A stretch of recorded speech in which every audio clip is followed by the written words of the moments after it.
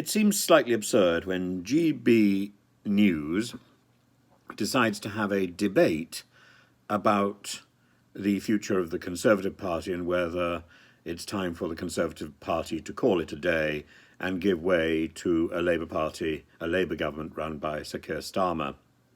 It seems rather absurd to have that debate between two people who basically think the Conservative Party needs to keep going.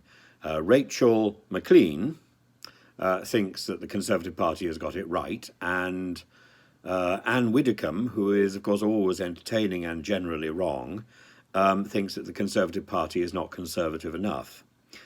She likes Liz Truss, for example, but thinks that she bungled it, and she believes that the only way forward is more free speech. Well, I presume she's thinking of more free speech like the free speech the Home Office was trying to suppress today, and telling the Freedom from Torture charity that it should take down the video that it had edited of Suella Braverman.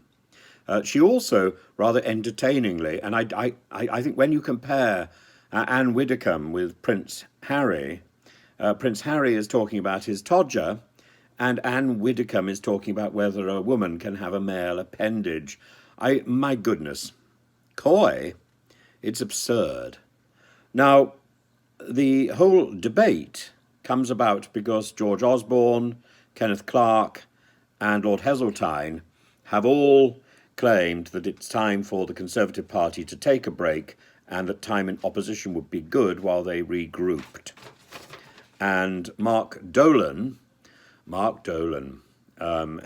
is playing ringmaster to these two ladies, one of whom is the vice party chairman, and the other of whom has been a member of the Brexit Party, and since that collapsed, she hasn't, she says, renewed her Conservative Party membership because the Conservatives are no longer Conservatives. Well, very interesting. At the beginning of that debate, Dolan summed up what conservatism was all about, and Rachel then went on to talk about the challenges the country faces. And not at any one point did she mention Brexit, did she mention the NHS, did she mention the cost of living. She talked instead about people crossing the channel. She talked about giving the voters what they want. So the voters just simply want to punish immigrants.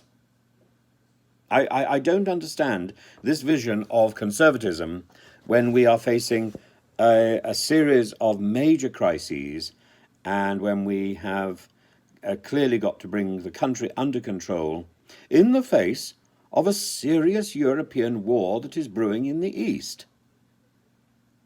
We are indulging ourselves in this introspective nonsense which gives license to Mr. Putin to do more and more.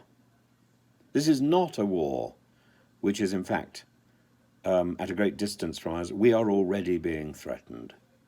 And that war has been on our own territory. You only have to think of Salisbury. The dictator in the Kremlin has already threatened our country. And our government is thinking about nonsense and is wondering about whether to question the devolved powers that have already been allocated to Scotland, whether to interfere in the Scottish parliamentary decisions. This is not the time for gossip and tittle-tattle and introspection. This is the time for big decisions and proper leadership.